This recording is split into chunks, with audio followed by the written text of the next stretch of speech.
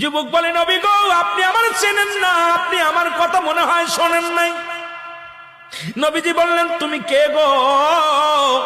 যুবক বলি, ইয়া রাসূলুল্লাহ, ইয়া হাবিবাল্লাহ, আপনি কি জানেন না মক্কা মদিনার জমিনে যত কবর দেয়া হয়, এই কবর থেকে লাশ কাপনের কাপড় চুরি হয়ে যায়। নবী গো, আপনি কি জানেন না?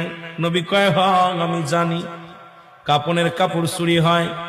এর চাইতে কষ্ট থাকতে পারে? নবী চোখের পানি ছেড়ে বলল, যুবক রে, মানুষ যাবার পরে 3 টুকরা কাপড় মাত্র সঙ্গী।